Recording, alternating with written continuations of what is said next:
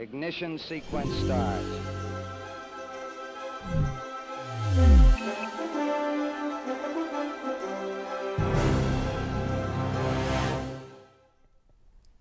Good morning, and welcome to a peek at the activity inside the International Space Station Flight Control Room at NASA's Johnson Space Center in Houston. These are the members of the team of flight controllers charged with keeping an eye on the safe operation of space station systems and helping the Expedition 64 crew members as they work through their schedule of activities for the day. Commander Sergei Ryzhikov and his American, Russian, and Japanese crewmates have had another busy week. They spent a lot of time on science research activities, as well as station maintenance and another spacewalk in order to complete an important upgrade to the space station's power system. Houston Station on Space to Ground. Welcome to Space to Ground. I'm Kayla LaFrance. From a successful second spacewalk to the first harvest of the year, it was a busy week on board the space station. This week, NASA astronauts Victor Glover and Mike Hopkins completed the second spacewalk of the year. The duo spent 5 hours and 20 minutes outside the orbiting laboratory to complete the work required to finish battery upgrades that provide power for the station's solar arrays. They also replaced several of the station's external cameras. This spacewalk concludes a 4-year effort to upgrade the batteries of the International Space Station's power system, replacing all 48 nickel-hydrogen batteries with 24 new lithium-ion batteries.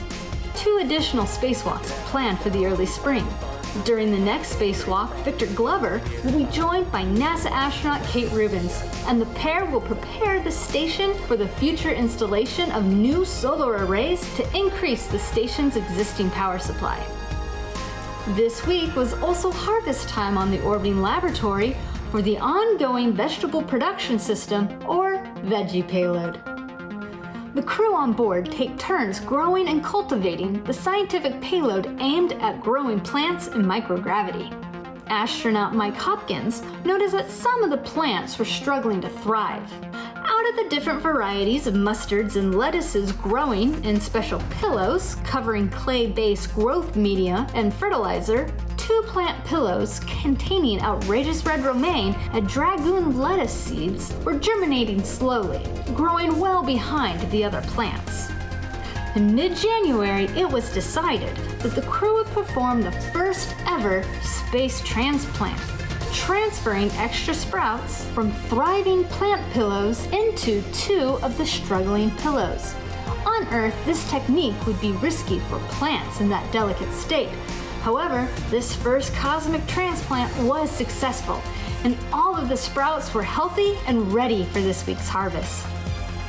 And that's Space to Ground for this week. Thanks for watching. We'll see you next week.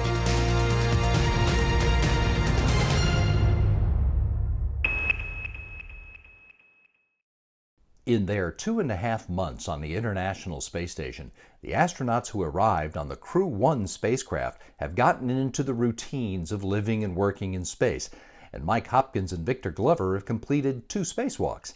Now, let's go behind the official biographies and let these astronauts reveal a few inner truths about favorite foods, the hardest part of training, and what's still on their space career bucket list.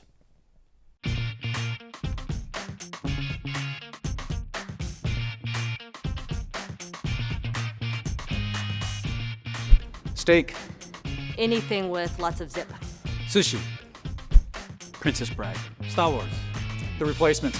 I like quirky movies. I'll go with Oh Brother, Where Art Thou? The Moonwalk. I like salsa dancing. Spring. Always spring. Spring. I like places where you don't really have seasons, but I guess living in California, like going to college in San Luis Obispo, it felt like spring all the time, so maybe that's what I guess I like spring. A good wedge of Parmesan cheese. Yogurt. Greek yogurt. Let's see. Ranch dressing. That's a kid thing. Tea. Tea, of course. Tea. Coffee. Wastefulness. Pet peeves. People who don't use turn signal. Come on, is this so difficult? Be patient. Don't be afraid, be bold. Smile more. spend the day on Mars. So I'd probably run around and take lots of pictures. Sand dune driving. Hey, you're on Mars. That's good enough. Don't worry, be happy. I believe I can fly. I don't know, that just comes to mind. Ooh, that's a tough one. Russian language. Physically, it's spacewalk training, and mentally, it's Russian language. Leonardo da Vinci. Frederick Douglass. And I don't know, actually. How about that? Dark chocolate. Sleeping during meeting.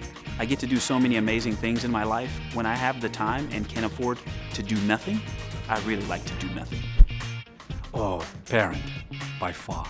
Being a parent. Parent, hands down. Hopper. IKE. It's an acronym, stands for I Know Everything. It's a reminder to never pass up a good opportunity to keep my mouth shut. Walking on the moon.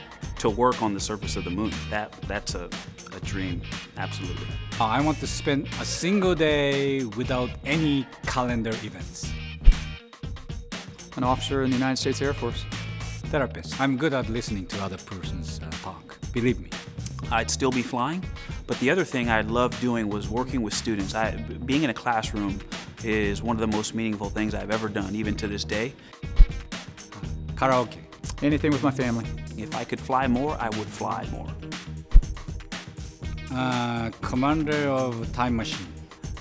So the kids say it should be telekinesis, but I think to fly. Teleportation. To fly. I think we have a trend here.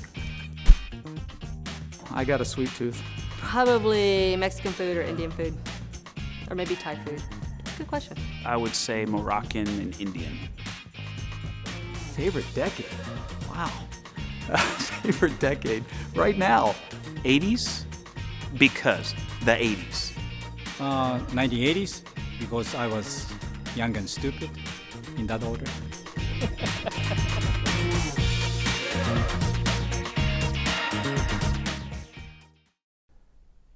The astronauts and cosmonauts on the International Space Station serve as the laboratory assistants for researchers on Earth who are looking into a wide range of scientific concepts, including some we'll have to master in order to return American astronauts to the moon as part of the Artemis program. For example, it'll be critical to understand how to interact with regolith, the fine particles of dust that cover the moon's surface. And we're using the Hermes facility to study how regolith particles move in microgravity over a long period of time. If you look at asteroids or if you look at the moon, you'll see this layer of regolith covering the surface. So it's this fine particles, fine dust that covers the entire surface. So what's happening is the solar system is very dynamic, and we have asteroids and meteoroids moving around and impacting different bodies. So the surface is getting bombarded all the time. So you have this fine layer of fragments on the surface. So why would we want to study it, right? And why would we want to study it on the space station? There's a lot of interest in one day sending astronauts to asteroids, for instance, and we have already sent a lot of robotic missions to asteroids and plan to send more. And so every time we visit these asteroids, we learn more and more. And there's very diverse bodies of asteroids. Every asteroid seems to be different. And so we would need to understand how to interact with the asteroid surface. So if you're going to anchor to the surface of the asteroid, for instance, you need to understand how to interact with the regolith. So asteroids are pretty small bodies, and so they have actually microgravity levels of gravity. And so this is actually what you find on the space station as well. There's 4 experiments, and each one is a tube. So it's a clear polycarbonate tube about the size of a Pringles can. And so inside this tube, we have the asteroid simulants. And so this is what we're actually studying. And so the main piece of data that we're getting is the movement of these particles. So we have a camera looking at each of these tubes. Over the course of about a year, that cassette 1 will be up there, we'll get this basically time-lapse imagery of the particles moving. And so we're looking at the long-term effects of microgravity and what's happening to the movement of the particles. Also, something that we have on asteroids is vacuum, right? So we want to expose our experiments to the vacuum of space. So we actually have our facility hooked up essentially to a port to space. We did cassette 1, but the idea is that Hermes will be open to other investigators. So cassette 2, cassette 3, cassette 7, these will be other researchers that will apply to use Hermes to do research on asteroid regolith and granular material investigations. And we think that ISS is a wonderful place to study asteroid regolith, to study lunar regolith, regolith in general. So we're excited about the opportunities that Hermes will bring for researchers in the future.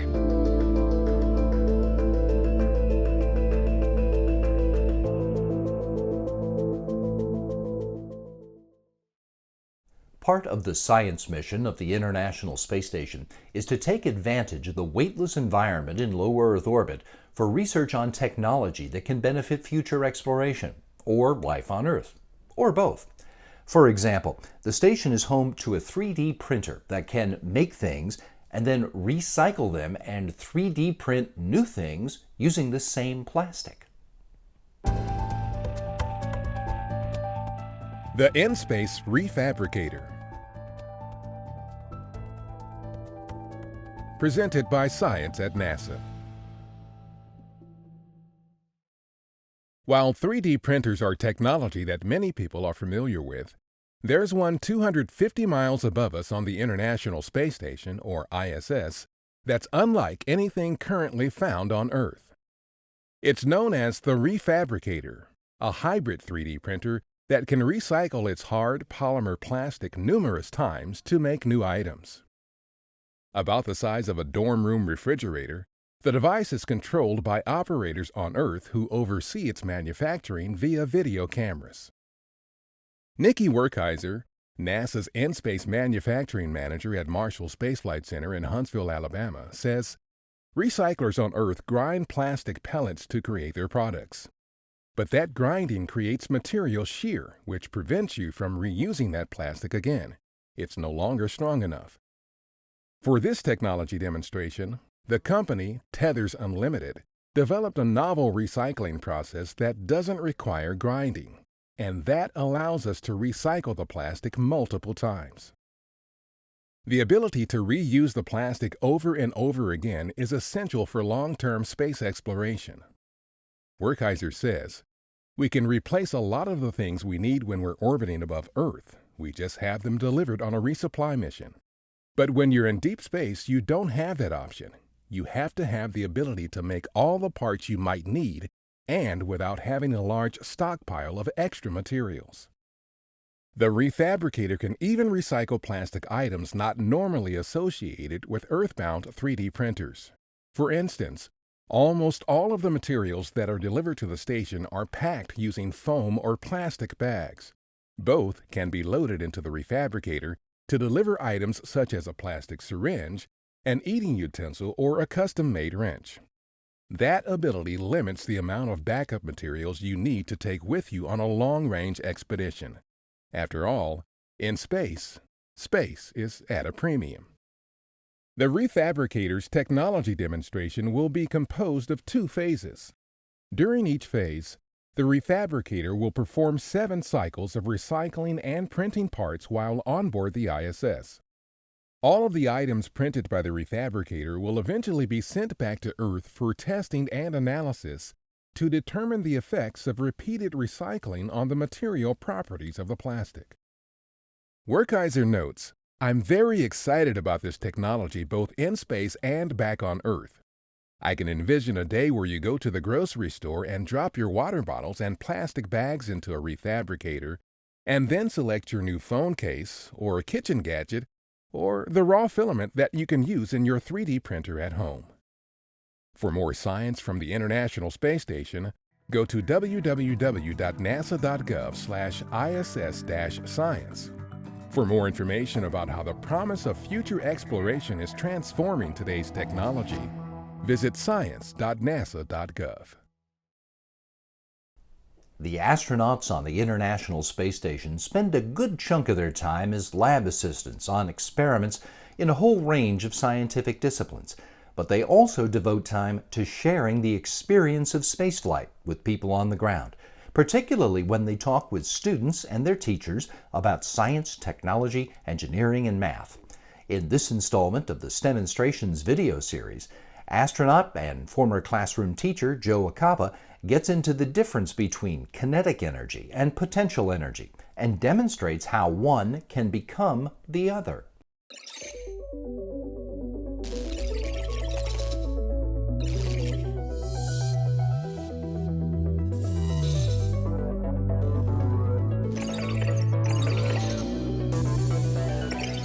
Welcome to the International Space Station.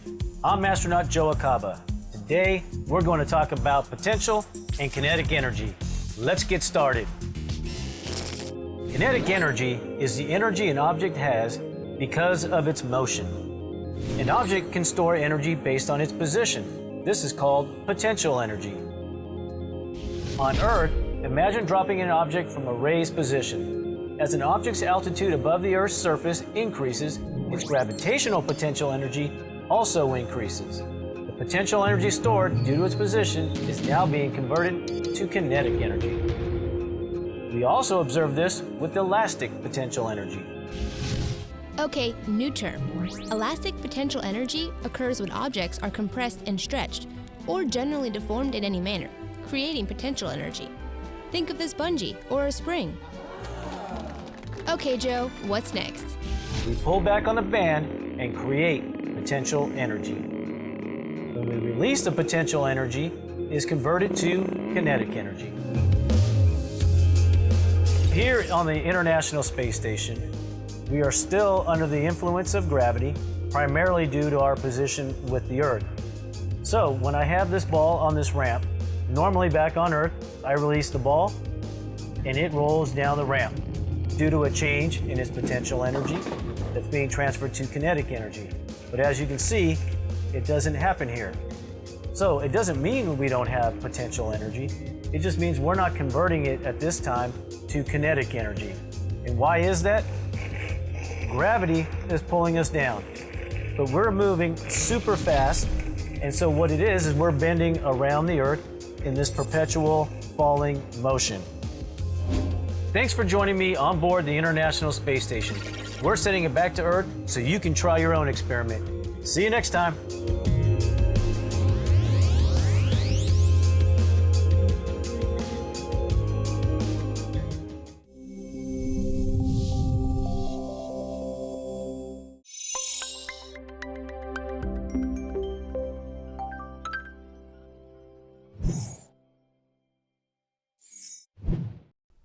The science, the technology, the preparation for exploration still to come, all part of the program of more than 20 years of continuous human presence in space on the International Space Station, and still counting.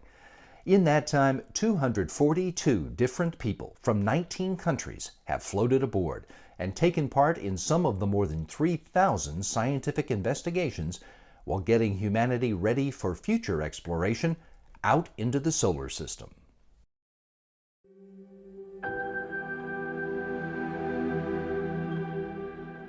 This was once just a dream. TTC go. TTC is go for launch. 2.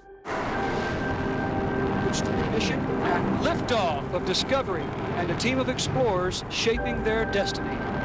An answer built by those who dared to ask. What if we were to channel humanity's knowledge and creativity into something truly revolutionary? What if we built a bridge between and above all nations? To jointly discover the galaxy's great unknowns, to endeavor to live and to work outside our planet for the benefit of all within. What started as an accord between two former rivals became a beacon of opportunity for the rest of the world. We have ignition and liftoff of the Soyuz rocket, beginning the first expedition to the International Space Station and setting the stage for permanent human presence in space. You ready for visitors? We live this dream aboard the International Space Station. I understand it's good to have you there and adjusting to your new home. Adapting to life in space. It's been a process.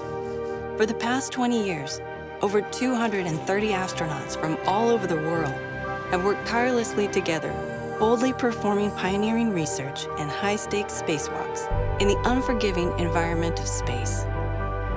In this unparalleled orbital laboratory, circling the planet at 17,500 miles an hour, thousands of groundbreaking scientific experiments from over 100 countries have led to discoveries unachievable in the confines of Earth. From 250 miles up, an unbroken chain of residents have shared their view and their research with a generation eager to understand this higher plane. The space station is a symbol of humanity at its best, a shining example of international peace and collaboration in action. 3, 2, 1. And Endeavour, this is Houston. You've completed a historic ride to the ISS and have opened up a new chapter in human space exploration.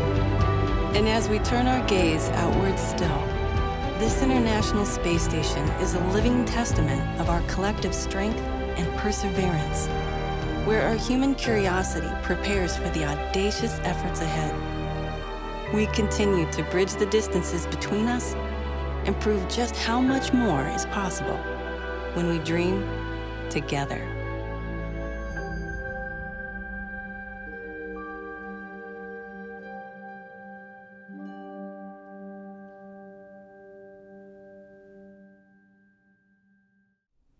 The men and women who live and work on the International Space Station take thousands of photographs of their home planet every year. Well, recently we asked the folks at the Earth Science and Remote Sensing Unit at NASA's Johnson Space Center to pick out a few of their favorites from 2020. Behold, the top 20 from 20.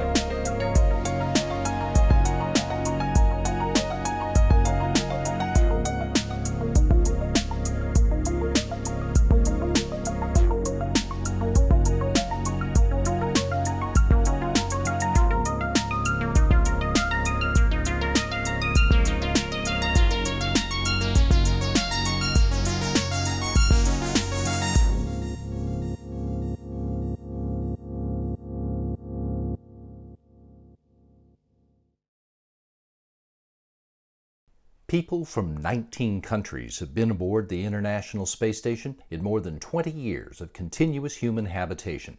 Hazza al-Mansouri of the United Arab Emirates was there in 2019 and says he has a new perspective on the power created when the nations of the world work together in space.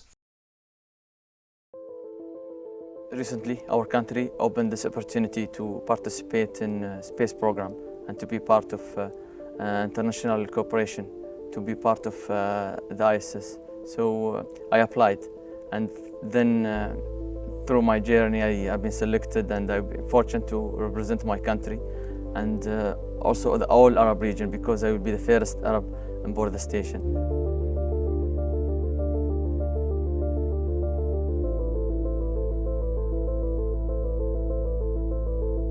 I read about Yuri Gagarin and Neil Armstrong, how they achieved their dreams and how they really reach the moon at that era. And then all of these things started the passion in me that I want to be part of this. I want to reach beyond sky, to reach stars.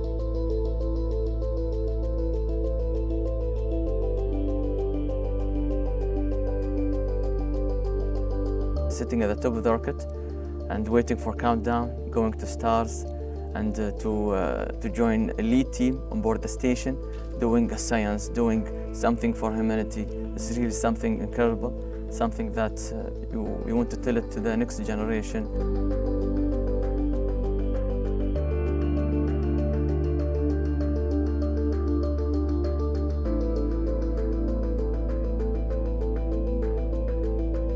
If you ask me like 2 years ago, can you be an astronaut? I will tell you I would like to be, but I think it's impossible. But now it's possible. What we did in our country and in our region after this mission is really impressive in terms of igniting the spark in the next generation. This is our job as an astronaut to let them know, to give them the experience that what we saw, what we experienced on board the station. You cannot experience here on Earth, from microgravity, from floating, and the view of the Earth from there. It's really amazing. It's something that's overwhelming.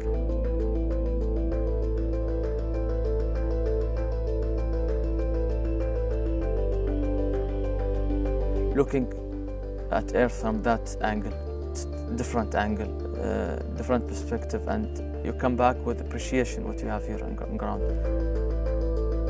I landed in Kazakhstan, but I felt like I'm back home. So despite the country that you land, you come back to your home, to our mothership, to our planet, to Earth.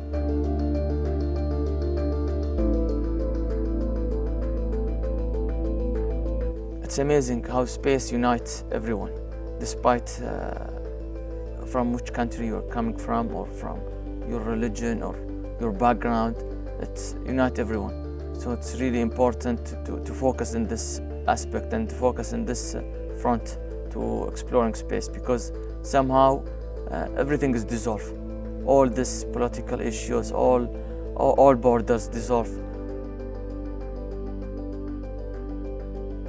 Despite from where we are coming, like from which country, our backgrounds, our religion, our objective is one, is for humankind.